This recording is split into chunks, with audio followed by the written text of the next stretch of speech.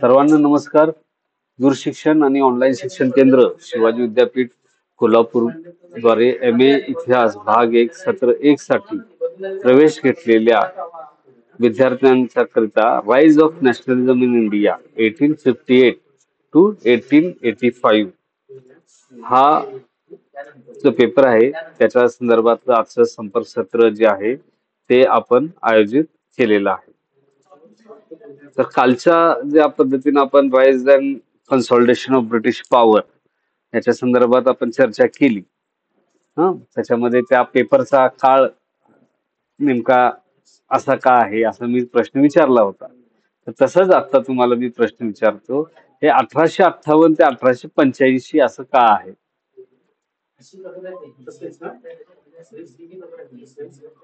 का असावं असं, का आहे असं?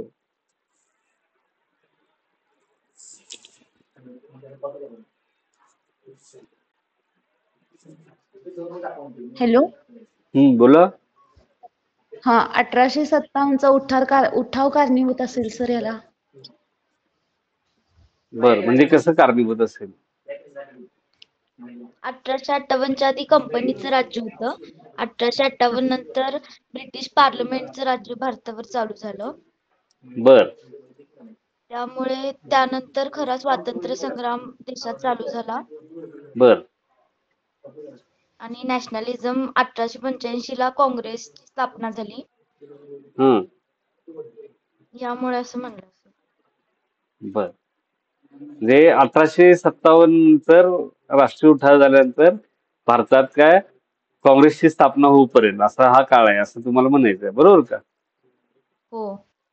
हो सर. अगदी बरोबर. की 1857 ला तो जो काही स्वातंत्र्य समर म्हणतात, त्याला शिपायांचं बंड म्हणतात, उठाव म्हणतात, तर ते 1858 मध्ये ब्रिटिशांनी दडपून टाकलं आणि 1858 ला इथं राणीचं राज्य आलं आणि ब्रिटिश पार्लमेंटद्वारे भारताचं शासन हे चालवलं जाऊ लागलं.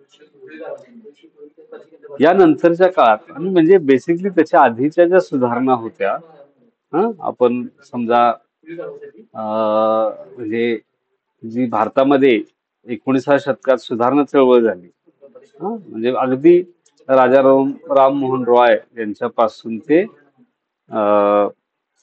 न्यायमूर्ती रानडे असतील, भांडारकर असतील यांच्यापर्यंत, तर या ज्या सगळ्या सुधारणा चळवळी झाल्या या 1857च्या आधी पण होत होत्या. पण 1857 नंतर त्याच्यामध्ये काही त्याला थोडा जोर आला. या काळापर्यंत भारतामध्ये एक चांगला उच्च शिक्षित वर्ग जो आहे तो निर्माण झालेला होता. 1857च्या युद्धामध्ये जे संस्थानिक होते त्यांनी बंड करण्यामध्ये त्यांचा महत्वाची भूमिका होता. मग काही संस्थानिक जे आहेत ते खालसा झाले. त्याच्यानंतर इतर संस्थानिक जे आहेत त्यांच्या अधिकारावर वगैरे थोडी इंग्रजांनी मर्यादा आणली किंवा त्यांच्याबाबत सावध भूमिका ते बाळगू लागले. अशा वेळी इंग्लिश भाषा, इंग्रजी भाषा, इंग्रजी शिक्षण, आधुनिक पद्धतीचं इंग्रजांनी आणलेलं शिक्षण हे शिकून ट्रेन झालेले, प्रशिक्षित झालेले लोक जे आहेत ते ब्रिटिशांच्या शासकीय सेवेत असतील, वकील म्हणून असतील, किंवा इतर काही व्यवसाय असतील, तर त्या अनुषंगानं काम करायला त्यांनी सुरुवात केलेली होती. तसेच यातले अनेक लोक जे होते ते पत्रकार किंवा एखादं मासिक, नियतकालिक चालवायचं काम करायचे. म्हणजे या काळामध्ये प्रबोधन करणं म्हणजे सामाजिक प्रबोधन तर चालूच होतं, त्यासोबत राजकीय जागृती व्हायला हा काळ या काळामध्ये सुरुवात झाली. आणि त्यामुळं त्याची परिणिती जी आहे, त्याचा जो परिणाम जो आहे तो हळूहळू भारतामध्ये राष्ट्रीय जागृती होण्यामध्ये झाला. भारतामध्ये राष्ट्रवादाचा उदय झाला आणि 1885 पर्यंत एक या सगळ्या राष्ट्रवादाचं प्रतिनिधित्व करणारी एक संघटना म्हणूया, त्या संघटना किंवा परिषद असेल तर ती एका संघटनेच्या स्वरूपात राष्ट्रीय सभा ज्याला आपण इंडियन नॅशनल काँग्रेस असं म्हणतो, तर त्याची स्थापना जी आहे ती 1885 ला झाली. तर एवढा काळ आपल्याला या पेपरमध्ये अभ्यासायचा आहे. 2 क्रेडिटचा हा पेपर आहे. तुम्हाला हा पेपर साधारण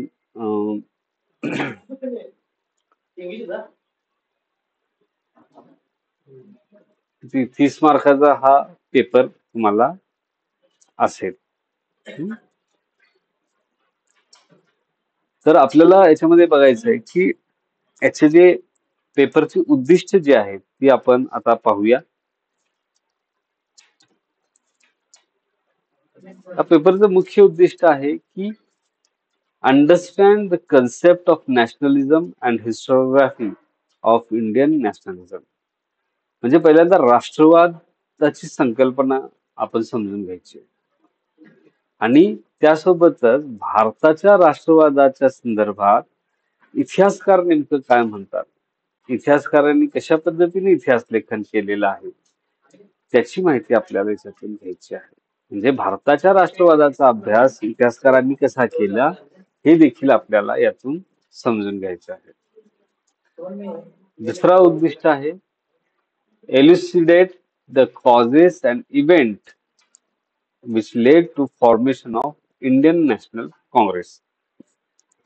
म्हणजे भारतीय राष्ट्रीय काँग्रेस सभा, इंडियन नॅशनल काँग्रेस जी आहे त्याची स्थापना होणं, त्याची निर्मिती होण्यामागची कारण आणि घटना कोणत्या होत्या याचा देखील अभ्यास या पेपरमध्ये आपण करणार आहोत. तर आपण पहिल्या घटकाकडे जाऊया. पहिला घटक आहे नॅशनलिझम म्हणजे राष्ट्रवाद. या पेपरमध्ये एकूण 2 घटक आहेत, त्यातला हा पहिला घटक. त्याचं नाव आहे नॅशनलिझम म्हणजे राष्ट्रवाद.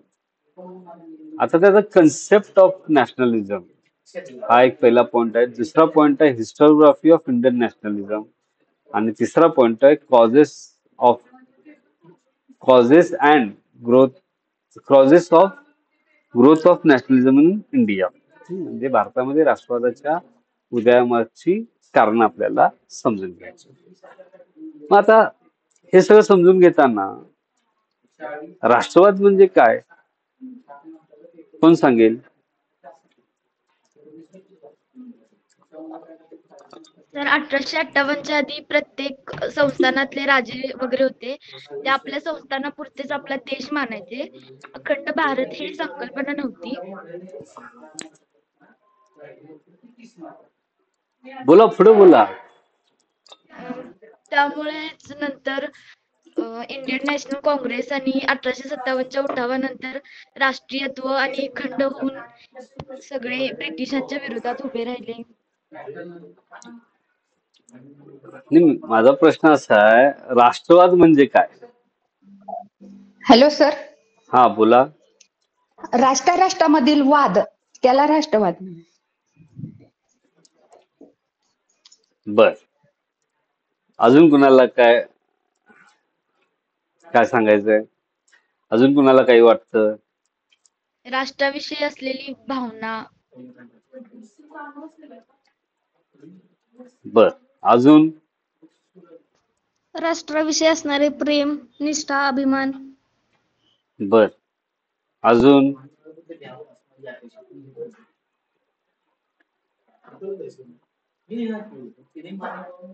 अजून काय सांगू शकता?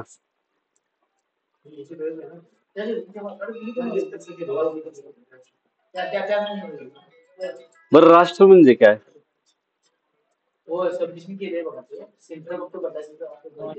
हॅलो, हा बोला. राष्ट्रवाद म्हणजे आपल्या देशाबद्दल प्रेम, निष्ठा आणि एकजूट असण्याची भावना, ज्यात आपण नागरिक आपल्या देशाची संस्कृती, भाषा या गोष्टींना श्रेष्ठ मानतो. बर, खरं राष्ट्र म्हणजे काय? आपला देश वगैरे तुम्ही म्हणताय म्हणजे काय?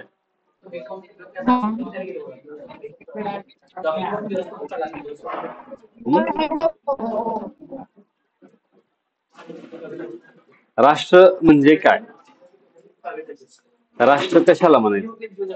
अशी भूमी ज्यावर फक्त तिथे राहणाऱ्या लोकांचा अधिकार असेल, दुसऱ्या कोणी तिथे स्वतःच हा मत किंवा कब्जा करू शकत नाही. बर राष्ट्र म्हणजे सामान्य भाषा, इतिहास, सांस्कृतिक परत विशिष्ट भाग असलेल्या लोकांचा एक मोठा समूह, जिथे हा सामाजिक, राजकीय एक संघटित भावना असते किंवा लोकांना एकत्र घेऊन आणायची एक संस्कृती, त्यांना राष्ट्रवाद त्याला राष्ट्र म्हणतात.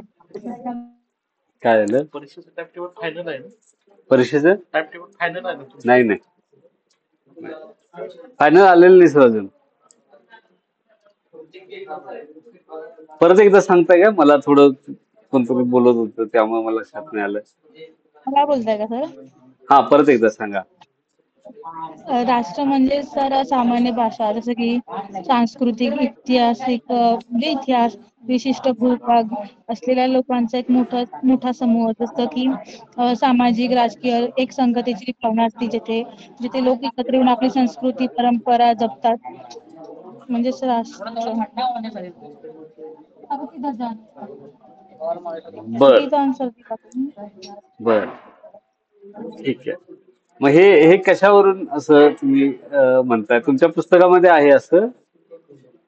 नाही, आपल्याला कॉमनली सांगितलं सर. जसं कशामध्ये? की मी जसं असं सांगितलं की राष्ट्रामध्ये की ज्या ज्या आपल्या घडामोडी होतात किंवा काय, त्याच्यावरून सांगितलं. अजून कोणाला काही सांगायचंय? अजून कोण काही सांगू शकतं? यांचं मत पटलं का तुम्हाला? सोनी साळुंखे, तुमचं काहीतरी मत होतं ते, त्याच्या आणि तुमच्या मतात आणि यांच्या मतामध्ये काहीतरी मतभेद दिसतोय. हॅलो सर, हा तुम्ही मला राष्ट्रवाद म्हणजे काय ही व्याख्या विचारली. हा मग मी राष्ट्रवाद म्हणजे काय त्याची व्याख्या सांगितली की राष्ट्रामधील मतभेद म्हणजे वाद होत होते त्याला राष्ट्रवाद म्हणतात असं मी बर हं. ठीक आहे. अजून कुणाला काही राष्ट्रवादाबद्दल अजून कुणाला काही सांगायचंय? आता राष्ट्राबद्दल सांगितलं, कोमल दळवींनी सांगितलं. आपल्या हा राष्ट्रपती असलेली निष्ठा, हा अ, राजकीय स्वातंत्र्याची इच्छा वगैरे, हा याला राष्ट्रवाद असं म्हणतात. बर अच्छा बर ठीक आहे. आता दुसरा एक मी प्रश्न तुम्हाला विचारतो. बेसिकली काय आहे, म्हणजे एक किस्सा सांगतो म्हणजे तुम्हाला लक्षात येईल. नेहरू जे आहेत ना, जवाहरलाल नेहरू यांनी भारत एक खोज नावाचं पुस्तक, म्हणजे डिस्कवरी ऑफ इंडिया नावाचं पुस्तक लिहिलेलं आहे. त्याला हिंदीमध्ये भारत एक खोज आणि मराठीत, हा प्रियंका बोला.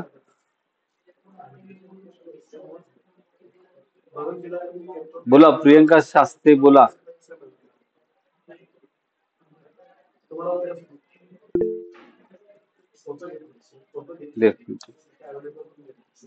बर ठीक आहे.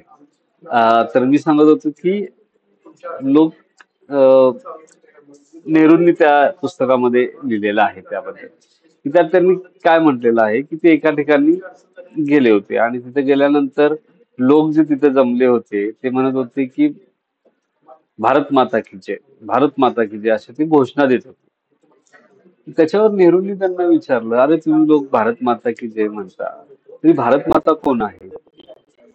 हा मग ते लोक म्हणाले, नाही ही जमीन आहे ती भारत माता, हे डोंगर, ही नदी म्हणजे भारत माता. मग नेहरूंनी विचारलं, मग इतकंच म्हणजे भारत माता का? तर ते नाही नाही तर ते म्हणाले, इथली झाडं, इथले पक्षी, इथं असणारे प्राणी, हा हे म्हणजे भारत माता. मग नेहरू म्हणले, म्हणजे एवढंच म्हणजे भारत माता? त्याच्यावर ते म्हणाले की नाही, इथली हवा, पाणी, आकाश हे सगळं भारत माता, असं ते म्हणाले. नेहरू म्हणले, अरे पण तुम्ही स्वतः जे लोक आहात तिथे राहणारे, ते देखील या राष्ट्राचे, म्हणजे जी काही भारत माता तुम्ही म्हणता त्याचा भाग आहे.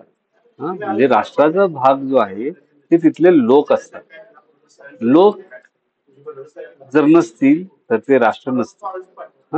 आता हे लोक जे आहेत ते साधारणपणे राष्ट्राची संकल्पना जी आहे युरोपमध्ये जी निर्माण झाली ती एकसारखेपणावर झालेली आहे. म्हणजे काय, समान भाषा असलेले लोक, काही ठिकाणी आपण बघतोय समान वंश असलेले लोक, हा, किंवा काही ठिकाणी एक मोठी जॉग्राफिकल एंटिटी आहे, म्हणजे भौगोलिक प्रदेश आहे, त्या प्रदेशाला देश असं लोक म्हणतात, राष्ट्र असं म्हणतात. म्हणजे उदाहरणार्थ बघा, इंग्लंड जे आहे ते इंग्लिश भाषिक लोकांचा देश आहे. फ्रान्स जो आहे तो फ्रेंच भाषिक लोकांचा देश आहे. जर्मनी जो आहे तो जर्मन भाषिक लोकांचा देश आहे. ठीक आहे. तर असे भाषिक राष्ट्र जे आहेत ती निर्माण झालेली आहेत. पण भारतामध्ये आपल्याला असं दिसतं का, भारतामध्ये एकच भाषा बोलणारे लोक आहेत का, एकसारखी संस्कृती असलेले लोक आहेत का?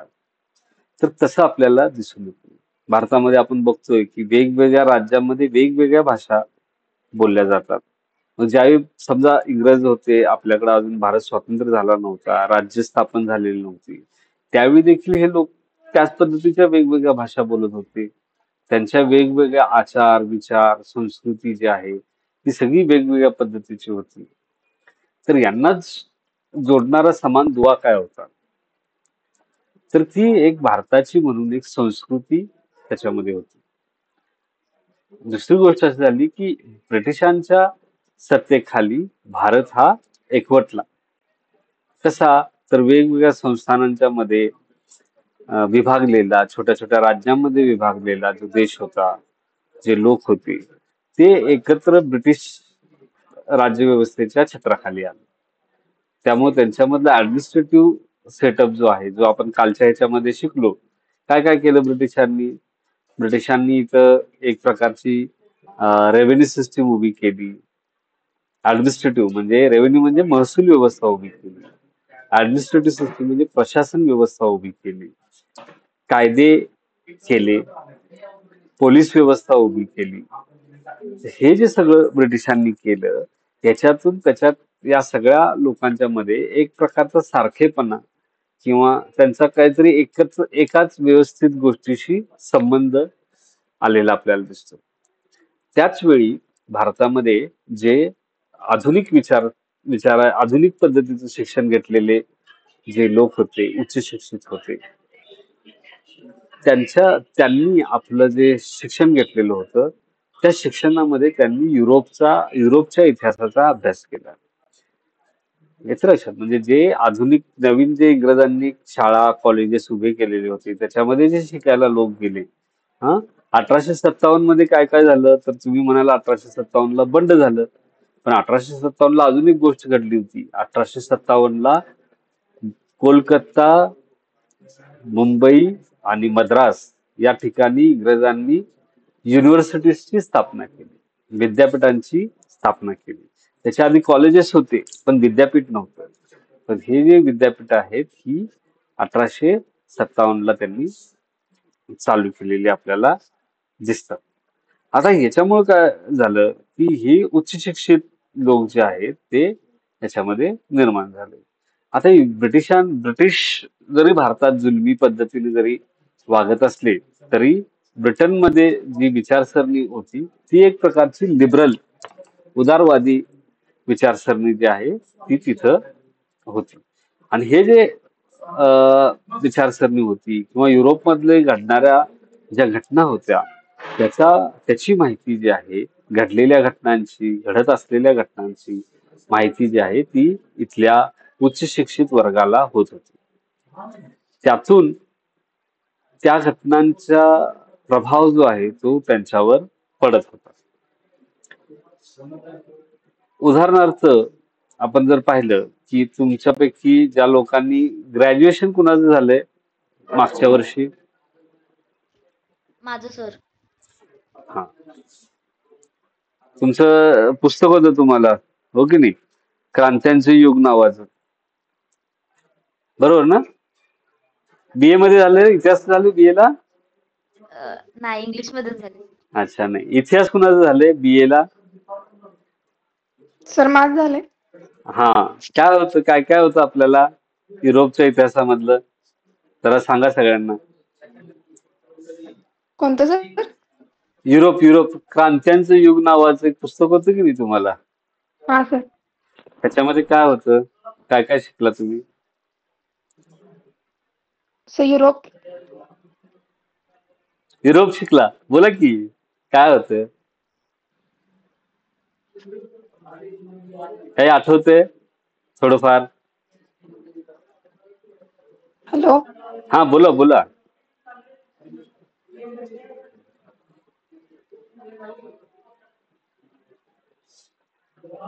बोला प्रियंका जाधव बोला.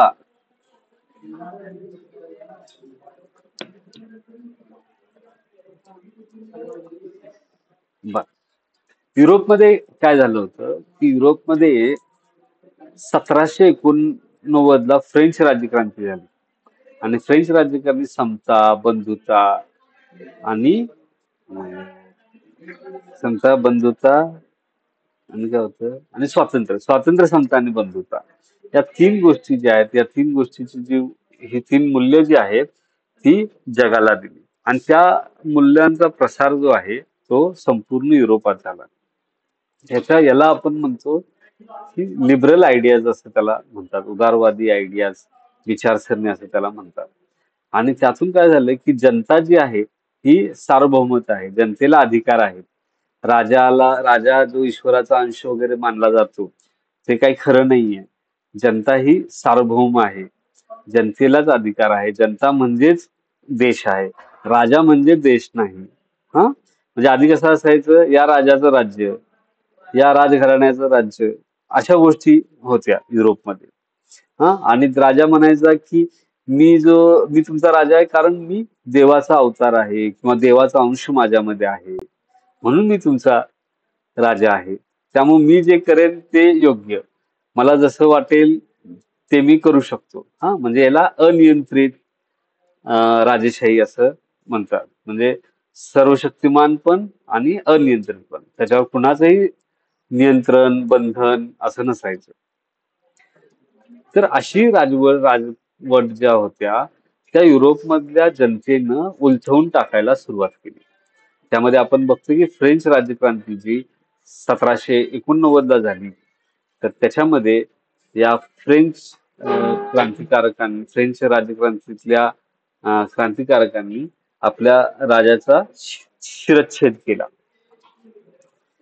तर आपण यातनं ह्या जो स्वातंत्र्य, मग तिथनं तो विचार आला की जनता ही सर्व जनता किंवा सर्व मानव हे जन्मतःच स्वतंत्र आहेत.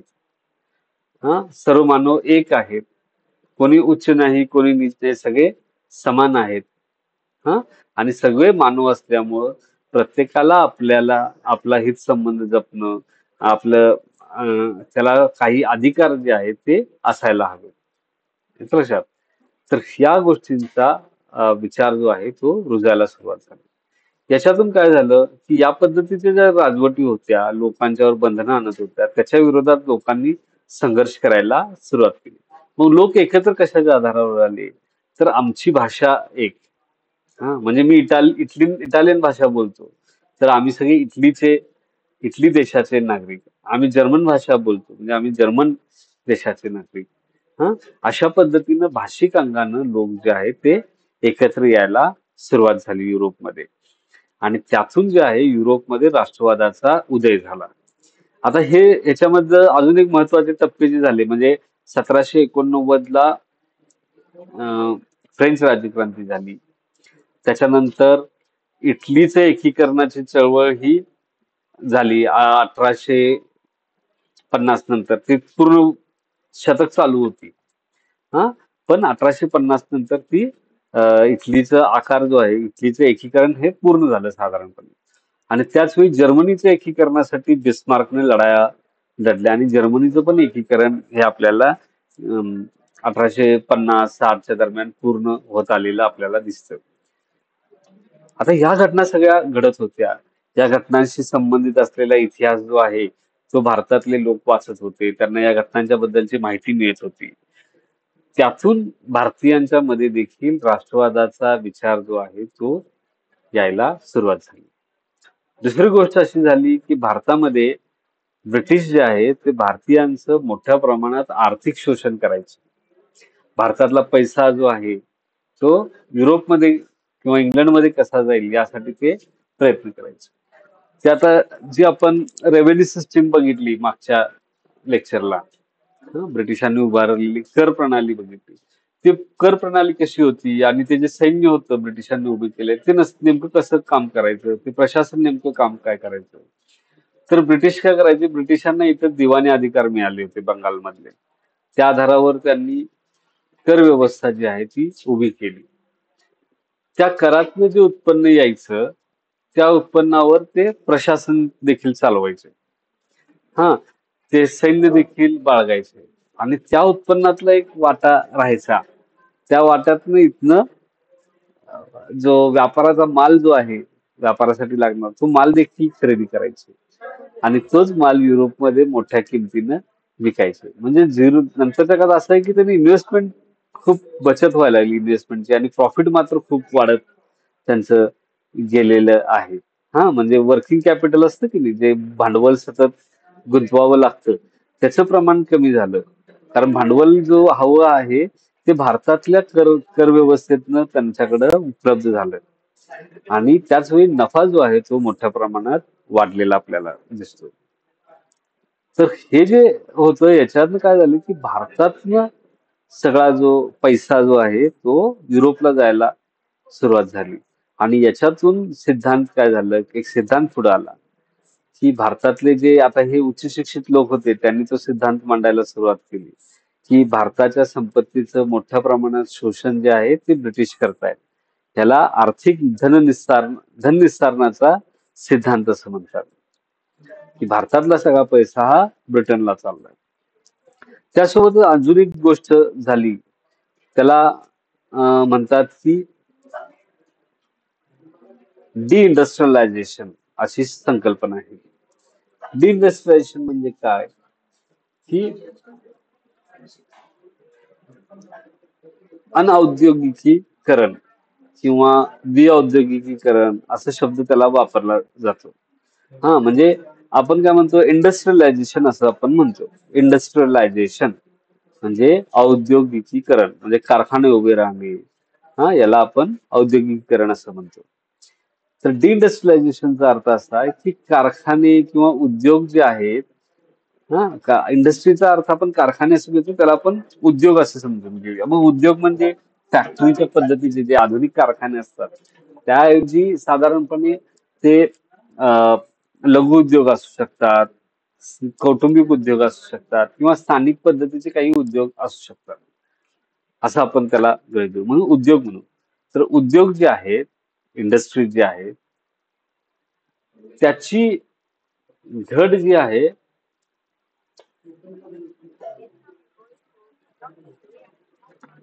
त्याची जी हे उद्योग जे आहेत, भारतातले जे उद्योग होते त्याच्यामध्ये घट व्हायला सुरुवात झाली. म्हणजे इंडस्ट्रियलायझेशन म्हणजे आपण काय म्हणतो की उद्योगांची वाढ झाली म्हणजे इंडस्ट्रियलायझेशन झालं. डिइंडस्ट्रियलायझेशन झालं म्हणजे काय झालं, उद्योग कमी होत गेले. हा, तर आपण असं बघतो की अं, भारतामध्ये ब्रिटिश सत्तेमुळे काय झालं, इथले जे पारंपरिक उद्योग होते ते पारंपरिक उद्योग सगळे बंद होत गेले आणि भारताचा उपयोग हा फक्त कच्चा माल देणारी पुरवणारा देश आणि अं, पक्का माल विक्रीसाठी उपलब्ध असणारी बाजारपेठ अशा पद्धतीने ब्रिटिशांनी बघायला सुरुवात केली.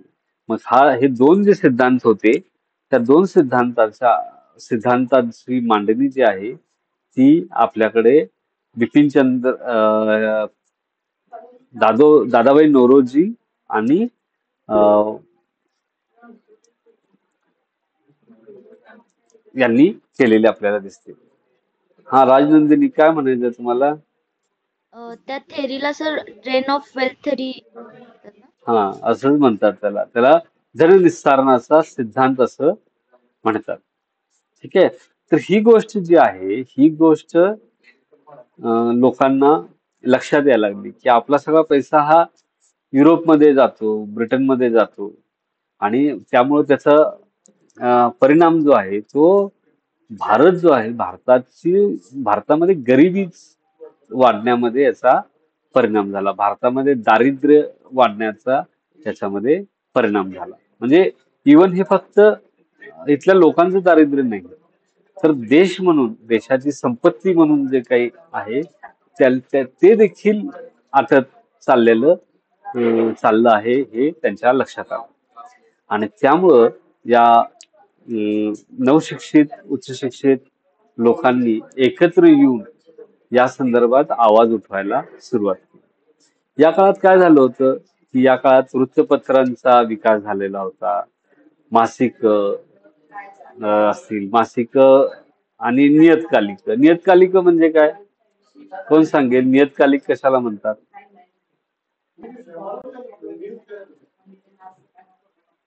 नियतकालिक म्हणजे काय?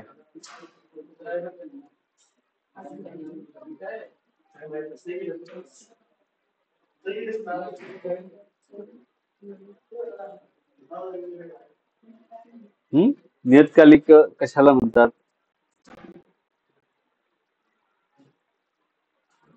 मॅगझिन किंवा जर्नल. वर्तमानपत्रे. वर्तमानपत्र. बरोबर. नाही, वर्तमानपत्र हे न्यूजपेपर झालंय. तुम्ही काय अधिक काहीतरी म्हणालो कोणतरी? मॅगझिन किंवा जर्नल जे थोड्या थोड्या दिवसांनी किंवा अंतराने असे छापले जातात, साप्ताहिक, मासिक सारखे. हा, मग ते नियतकालिकचा अर्थ काय? एखाद्या नियत म्हणजे ठराविक काळाने प्रकाशित होणारा पत्रिका म्हणा, पेपर, पत्रिका म्हणू आपण त्याला. नियतकालिक म्हणजे ते 15 दिवसांनी होऊ शकतं, 2 आठवड्याचं असू शकतं, महिन्याचं असू शकतं. अशी अनेक नियतकालिक जी आहेत ती या काळामध्ये निर्माण झाली होती. वृत्तपत्रे निर्माण झाली होती आणि यांच्या माध्यमातून भारतीयांनी आपला विचार जो आहे ते लोकांना सांगायला सुरुवात केली. त्यासोबत अजून एक गोष्ट काय घडली की रेल्वे, दळणवळण याचं जाळं जे आहे ते वाढलेलं आपल्याला दिसतं. त्याचा परिणाम काय झाला की एका प्रदेशात म्हणजे महाराष्ट्रातले लोक बंगालला जाऊ लागले, बंगालमधनं लोक महाराष्ट्रात येऊ लागले, महाराष्ट्रातले लोक युपी मध्ये जाऊ लागले. हे जे दळणवळण आहे, एकमेकांचा प्रवास जो आहे तो होऊ लागला. त्यासोबत इंग्रजी भाषा जी आहे, इंग्रजी उच्च शिक्षित होते हे सगळे, त्यामुळे त्यांच्यामध्ये एक प्रकारची कम्युनिकेशनची भाषा जी आहे ती विकसित झालेली आपल्याला दिसते. तर त्याच्यामध्ये यामुळे काय झालं की ते एकमेकांचं वैचारिक देवाणघेवाण जे आहे ती देखील याच्यामध्ये वाढलेली आपल्याला दिसते. मग याच्यातले अनेक जण वकील झालेले होते, लॉचं त्यांनी शिक्षण, कायद्याचं शिक्षण घेतलेलं होते, युरोपचा इतिहासाचा त्यांचा अभ्यास होता. मग आपल्याला पण काही युरोपमध्ये ज्या पद्धतीने लोकशाही आहे, लोकांना अधिकार आहेत, त्या पद्धतीचे अधिकार हे भारतीयांना असायला पाहिजेत. या पद्धतीचा विचार जो आहे तो यांच्या डोक्यामध्ये येऊ लागला. म्हणजे 2 गोष्टी झाल्या, एक तरी आर्थिक शोषण थांबवा आणि दुसरं राजकीय अधिकार जे आहेत ते आम्हाला द्या. या 2 गोष्टींच्या मागण्या मुख्यतः लोकांच्या याच्यातून पुढे आल्या. तर हे आपण याच्यामध्ये बघणार आहोत. म्हणजे काय काय झालं, कन्सेप्ट ऑफ नॅशनलिझम आपण समजून घेतलं आणि भारतीय राष्ट्रवादाच्या उदयाची कारण थोडक्यात आपण समजून घेतली. आता ज्यावेळी आपण हिस्टोग्राफी ऑफ नॅशनलिझम असं म्हणतो, त्याच्यामध्ये राष्ट्रवादाचा इतिहास जो लिहिला गेला, त्याचे नेमकं राष्ट्रवाद का निर्माण झाला, काय काय गोष्टींचा त्याच्यामध्ये अंतर्भाव होता, त्याचं स्वरूप नेमकं कसं होतं, याच्या संदर्भात इतिहासकारांमध्ये वेगवेगळ्या पद्धतीची मांडणी जी आहे ती झालेली आपल्याला दिसते. म्हणजे पहिल्यांदा आपण बघतो की पहिल्यांदा आर्थिक इतिहासाच्या दृष्टीने देखील राष्ट्रवादाची मांडणी इतिहासकारांनी केलेली दिसते, म्हणजे आर्थिक दृष्टिकोनातून. मग त्यातलं पहिलं सगळ्यात महत्वाचं जे स्कूल आहे, जे परंपरा आहे इतिहास लेखनाची, ती आहे राष्ट्रवादी इतिहास लेखनाची परंपरा. ती म्हणते की भारतामध्ये असं लोकांच्या मध्ये राष्ट्रीय जागृती झाली आणि त्यामुळे भारताचा राष्ट्रवादाचा विकास झाला असं ते म्हणतात. दुसरं एक परंपरा आहे ती मार्क्सवादी इतिहास लेखनाची परंपरा आहे. त्यातले इतिहासकार काय म्हणतात की हा जो आर्थिक शोषणाचा मुद्दा होता तो प्रमुख होता आणि त्यासोबतच भारतामध्ये हा जो मध्यम वर्गाचा उदय झाला होता त्या मध्यम वर्गाच्या उदयामुळे राष्ट्रवादी चळवळ जी आहे ती पुढे आली, तिचं निर्माण झाली, असं त्यांचं म्हणणं होतं. आणखीन एक नंतरच्या काळात 1950-60 नंतर युरोपमध्ये केम्ब्रिज परंपरा इतिहास लेखनाची झाली. ती ब्रिटिशांच्या धार्जिनी म्हणा किंवा ब्रिटिशांच्या किंवा साम्राज्यवादाच्या कलानं भूमिका मांडणारी होती. त्यांचं म्हणणं असं होतं की भारतातला जो काही स्वातंत्र्य लढा आहे तो काही असं काही एकदम क्रांतिकारी वगैरे नसून इथले जे आपापसातले जे गट होते लोकांचे त्यांचा एकमेकांशी मध्ये झालेला संघर्ष झालेला होता आणि तो संघर्षातनं हा जो काही राष्ट्रवाद जो आहे तो निर्माण झाला असं त्यांचं म्हणणं होतं. त्याच्यानंतर त्याच्यानंतर अजून एक विचार प्रवाह आला, त्याला सबाल्टन स्टडीज असं म्हणतो. याचा सगळ्यांचा अभ्यास तुम्ही तुमचा जो शेवटचा पेपर आहे रिसर्च मेथोडॉलॉजीचा त्याच्यामध्ये तुम्हाला याच्या सगळ्यांचे उल्लेख तुम्हाला बघायला मिळतील. तर सबाल्टनचा दृष्टिकोन असा होता की समाजाच्या तळागाळातले जे लोक होते त्यांची राष्ट्रवादाची संकल्पना वेगळी होती आणि समाजाच्या अभिजन जो वर्ग होता, उच्च वर्ग जो होता, हे जे मध्यम वर्ग म्हणा किंवा त्याच्यापेक्षा उच्च वर्ग जो होता, तर त्यांच्या राष्ट्रवादाची कल्पना वेगळी होती. अशा पद्धतीने वेगवेगळ्या पद्धतीचे राष्ट्रवाद जे आहेत ते भारतामध्ये अस्तित्वात होते असं हे सबाल्टन इतिहासकार म्हणतात. तर हा राष्ट्रवादाच्या संबंधातला असा हा वादविवाद जो आहे तो आपल्याला जाणून घ्यायचा आहे. ठीक आहे. आता या पहिल्या घटकाबद्दल कुणाला काही शंका आहे?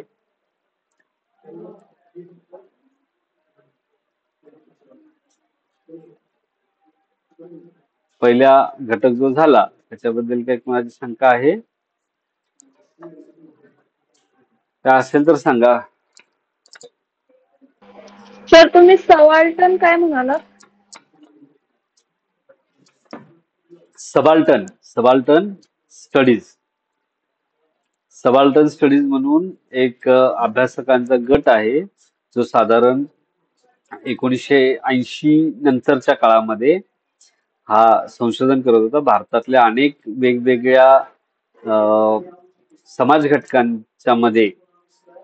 घटकांवर त्यांनी संशोधन केलेलं आहे. मग त्यात आदिवासी असतील, आदिवासीमध्ये अनेक वेगवेगळ्या ट्राईब्स असतील, काही गाव असतील किंवा एखादा विशिष्ट प्रदेश असेल, हा किंवा अल्पसंख्याक असतील, दलित असतील, यांच्या दृष्टिकोनातून हे जे तळातले लोक आहेत त्यांच्या दृष्टिकोनातून इतिहासाकडे बघण्याचा प्रयत्न केला. म्हणजे जो काही आपण आधुनिक भारताचा इतिहास म्हणतो की नाही, ज्याच्यामध्ये भारताचा स्वातंत्र्य लढा वगैरे या सगळ्या गोष्टी आहेत, ते तळाकडून म्हणजे हे जे तळातले लोक होते हे नेमकं त्याच्याकडे कसे बघायचे किंवा त्यांचा त्याच्यामध्ये काय सहभाग होता, त्यांच्या जाणीवा काय होत्या, या सगळ्यांचा अभ्यास या सबाल्टन स्टडीजच्या इतिहासकारांनी केला.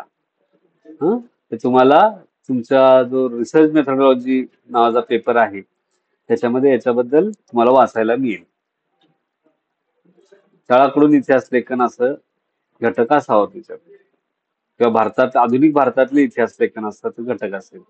दोन्ही घटक मी लिहिलेले आहेत रिसर्च मेथोडॉलॉजीच्या पेपर मधले, त्यामुळे तुम्हाला व्यवस्थित वाचता येईल.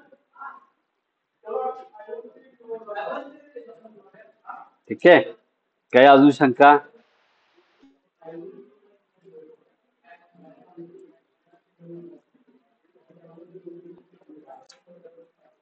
आहेत का काही शंका? नाही सर. पुढचा घटक घेऊया.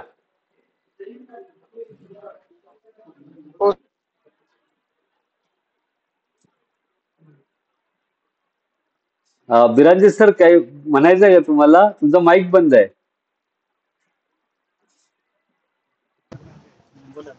हा बोलू का सर आता? हा बोला. तुम्ही बोलत होतं खरं ऐकू येत नव्हतं, तुमचा माईक बंद होता. बर सर बर हा, तुमचं ऐकू बोला येत ना. होतं मात्र मला. अच्छा. सर मी काय म्हणतो, आपले हे जे लेक्चर्स होतात ना, हा हे लेक्चर्स पुन्हा पुन्हा ऐकण्यासाठी हा ती आपल्याला जसं कॅसेट किंवा कुठल्या तर डाउनलोडिंग करून ती मिळवता येतील का? हो, मी काल मात्र आतापर्यंत झालेले लेक्चर आहेत ना, आतापर्यंत आपले हा झालेले, ते मी हा काल त्याची लिंक पाठवलेली आहे. त्या एका हा लिंकवर सगळे आहेत पाठीमागची सगळी. हा म्हणजे प्रत्येक लेक्चरचं वेगवेगळे लिंक आहेत. म्हणजे व्हेरी त्याच्यावर गुड, व्हेरी लिंकवर गुड क्लिक सर. केले की तुम्हाला युट्यूबवर लेक्चर्स दिसतील. या व्हेरी गुड सर. लेक्चरचं पण आपण देऊया. चालेल चालेल, कारण आम्ही कामावर असतो हे सगळं हो होत हो असताना बरोबर आहे सर. कोर्टामध्ये. मी बोलणारच होतो तुम्हाला आज उद्या, अच्छा नाही पण कालच ठीक मी आहे. पाठवले, आता झालेले आहेत ना आतापर्यंतचे, त्याची काल येस दिलेली आहे मी लिंक. व्हॉट्सअप ग्रुपला येस आली सर. आहे आपल्या. बर बर बर बर. हॉल तिकीट आपल्याला कधी मिळतील काय? हॉल तिकीट फायनल आल्यानंतर, फायनल टाइम टेबल आले की हॉल तिकीट डाउनलोड करायचं. Yes sir. ठीक. Yes, thank you. येस. तर आपण पुढचा घटक घेऊया. पुढच्या घटकामध्ये आपण बघायचं की हॅलो सर. हा बोला. सर मागचे रेकॉर्डेड लेक्चर मिळतील का बघायला, ऐकायला? हो मी पाठवलेत ना, ग्रुपवर लिंक दिलेली आहे. दिले काय? ओके ओके, हो ठीक आहे हो. ठीक आहे ठीक आहे.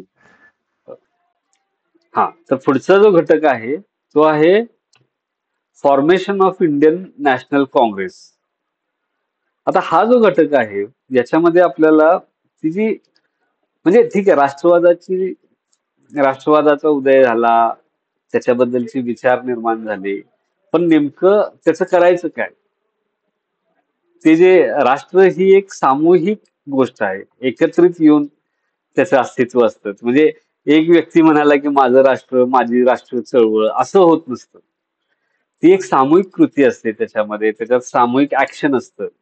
हा तर त्या अनुषंगानं राष्ट्रवादाच्या मध्ये आपण असं बघतो की त्याचं जर पॉलिटिकल इम्प्लिकेशन आपल्याला हवं असेल, राजकीय त्याचा परिणाम जर साधायचा असेल राष्ट्रवादाच्या विचाराचा, म्हणजे राजकीय अधिकार मिळवण्याच्या संदर्भात असेल, आर्थिक शोषण टाळण्याच्या संदर्भात असेल, तर त्यासाठी काहीतरी पॉलिटिकल मोबिलायझेशन जे आहे ते होणं आवश्यक असतं. तर या विचारातून आपण असं बघतो की भारतामध्ये राष्ट्रवादाचा उदय झाल्यानंतर या पद्धतीच्या संघटना ज्या आहेत त्या संघटनांचा उदय होण्यासाठी, त्या संघटना निर्माण होण्याच्या दृष्टीनं प्रयत्न सुरू झाले. मग काही वेळा आपण असं बघतो की समाज सुधारण्यासाठी सभा वगैरे असायच्या. त्यासोबतच समाज सुधारण्यासाठी म्हणजे आपण काल ह्याच्यामध्ये बघितलंय की परमहंस सभा असेल, रामकृष्ण मिशन असेल, सत्यशोधक चळवळ असेल, सत्यशोधक सभा असेल, अशा अनेक हे जे सभा समिती म्हणजे संस्था ज्या आहेत, जे लोकांचे गट जे आहेत ते निर्माण होत होते. त्याच पद्धतीनं भारताच्या वेगवेगळ्या प्रदेशामध्ये आपण असं बघतो की वेगवेगळे काय म्हणता येईल त्याला, असे असोसिएशन म्हणजे संघटना या निर्माण होतात. हा म्हणजे बंगालमध्ये साधारण लँडलॉर्ड असोसिएशन होतं. हा त्याच्यानंतर पुण्यामध्ये पुणे सार्वजनिक सभा नावाची एक संस्था होती. त्याच्यात पुण्यातले लोक जे आहेत ते एकत्र आलेले होते. आणि हे लोक काय करायचे की यांच्या काही ज्या काही मागण्या असायच्या, यांना काही राजकीय सुधारणा हव्या असायच्या, किंवा यांना काही आर्थिक प्रश्नांच्या बद्दल मांडणी करायची असेल, मतं मांडायची असतील, ब्रिटिशांना काहीतरी सांगायचं असेल, तर या संघटनेच्या मार्फत ते सांगत असतात. तर तशा पद्धतीच्या ऑर्गनायझेशन जे आहेत हे आपल्याला सुरुवातीच्या काळामध्ये निर्माण झालेल्या दिसतात. आणि मग हे काय करायचे की निवेदनं देणं, अर्ज विनंत्या देणं, या पद्धतीचे कामं या संस्था करत होत्या. पुढे जाऊन 1885 मध्ये ॲलन ह्यूम याच्या नेतृत्वाखाली, याच्या पुढाकारांनी आपल्याला असं दिसतं की या अशा सगळ्या ज्या संघटना आहेत त्यांना एकत्र करून एक काहीतरी अखिल भारतीय पातळीवर एखादी संघटना असावी, म्हणून या राष्ट्रीय सभा इंडियन नॅशनल काँग्रेस जी आहे त्याची निर्मिती किंवा त्याची स्थापना झालेली आपल्याला दिसते. त्याचं पहिलं अधिवेशन मुंबईमध्ये झालं हे आपल्याला माहित आहे, आणि त्याची स्थापना झाली. आणि हे काँग्रेस काय करायचं तर भारतीय लोकांच्या ब्रिटिश शासनाकडं ज्या काही मागण्या असतील, त्यांची काही जी मतं असतील, अं, एखादे भारतीयांची मतं, भारतीयांच्या मागण्या, भारतीयांच्या हितासाठीच्या मागण्या या ब्रिटिशांना कळवणं, भारतीयांच्या हिताचं रक्षण करणं, त्यासाठी काम करणं, त्यासाठी संघटित होणं, लोकांना संघटित करणं, ही या काँग्रेसची उद्दिष्ट होती. आता हे जरी असं काँग्रेसची उद्दिष्ट म्हणजे असं काँग्रेसची स्थापना झाली आणि पुढच्या काळामध्ये सुरुवातीच्या काळात या पद्धतीनं फक्त अर्ज निवेदन देणारे काँग्रेसचं स्वरूप होतं. त्याच्यामध्ये आपण बघतो की अं, मध्यम वर्ग जो होता, उच्च अभिजन मध्यम वर्ग, तो बहुतांशी काँग्रेसची मध्ये त्यावेळी काम करत होता. नंतरच्या काळात, पुढच्या काळात ज्यावेळी टिळक आले, टिळक आणि हा जो जहालवादी राष्ट्रवाद्यांचा गट काँग्रेसमध्ये शक्तिशाली झाला, त्यावेळी हळूहळू हे जे हरताल करणं असेल, संप पुकारणं, बहिष्कार टाकणं, या सगळ्या गोष्टी ज्या आहेत, म्हणजे अग्रेसिव्ह असं आंदोलनं जी आहेत, ही काँग्रेसच्या नेतृत्वाखाली व्हायला सुरुवात झाली. आणि पुढे गांधी आल्यानंतर गांधींनी त्याच्यामध्ये दोन्ही पद्धतीचे काम करून गांधीजींनी सत्याग्रहाच्या मार्गे या सुधारणा पुढच्या काळात म्हणजे हे आंदोलन जे आहे ते चालवलं. आता आपल्या तो ह्याच्यामध्ये विषय नाहीये, पण काँग्रेसची स्थापना झाली आणि काँग्रेसची काही उद्दिष्ट जी ती ठरली. आता काँग्रेसची स्थापना होण्यामागचं त्याच्याबद्दल एक कॉन्स्पिरसी आहे. कॉन्स्पिरसी म्हणजे त्याच्याबद्दल असं काहीतरी त्याच्या मागे काहीतरी घटनाक्रम आहे असं मानलं जातं. बऱ्याचदा त्याच्या विरोधात मांडणी करणारे किंवा त्याच्या समर्थनात मांडणी करणारे असे इतिहासकार जे आहेत ते त्याच्यामध्ये विभागले गेलेले आहेत. आता हे काय आहे, तर एखादी समजा एखादं वसाहतिक राज्य आहे, एखाद्या देशावर दुसऱ्या देशातले लोक येऊन राज्य करत असतील, तर कधी ना कधी त्या लोकांच्या मध्ये असंतोष निर्माण होणार हे नक्की होत. म्हणजे उदाहरणार्थ असंतोष जो आहे, भारतातल्या लोकांचा असंतोष जो आहे, तो आपल्याला 1857च्या उठावामध्ये आपल्याला दिसून येतो. एकच काय बोलवले काय काय आले कमिटी? अच्छा, हे थोडं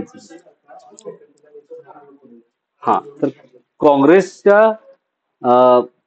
याच्या संदर्भात स्थापनेच्या संदर्भात घेऊन अनेक मतभिन्नता किंवा हे असलेलं आपल्याला दिसतं की जसं 1857च्या काळात जो असंतोष साचलेला होता समाजामध्ये, भारतीयामध्ये, त्याचा उद्रेक 1857च्या स्वरूपात झालेला आपल्याला दिसतो.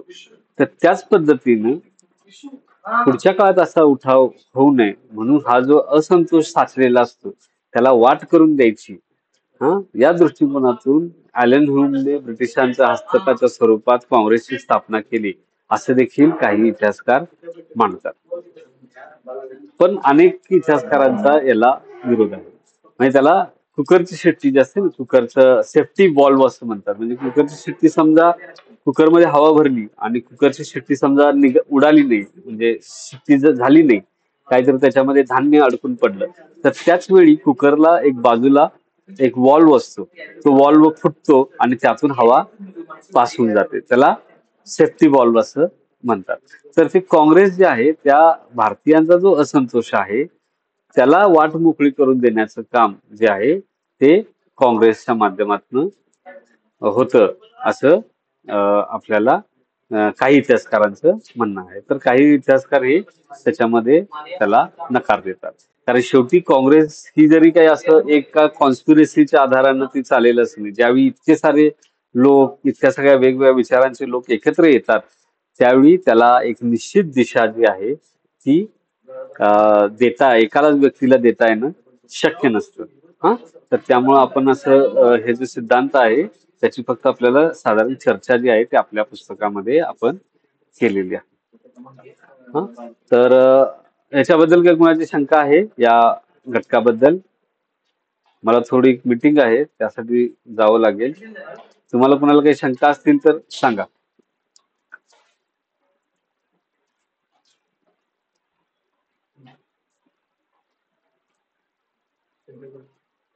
ठीक आहे, तर तुम्ही सर्वजण या संपर्कसत्रासाठी जॉईन झालात त्याबद्दल तुमचे सर्वांचे आभार, धन्यवाद. आपला जो अजून एक पेपर आहे लिगेसी ऑफ मराठा आणि राईज ऑफ नॅशनलिझम, या दोन्ही संपर्कसत्र जे आहेत ती आपण सोमवारी ज्यावेळी घेतो त्यावेळी आपण त्याच्यावर चर्चा करू.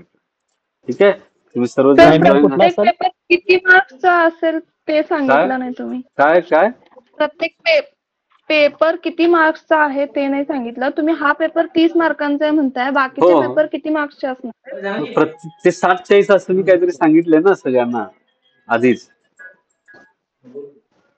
काय सर?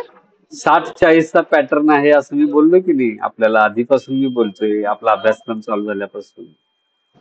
60 मार्काचं internal, 40 मार्काचं external. 40 मार्काचं इंटरनल आणि 60 मार्काची लेखी परीक्षा, असं प्रत्येक पेपरचं स्वरूप असेल. फक्त या पेपरमध्ये ते अर्ध अर्ध होईल.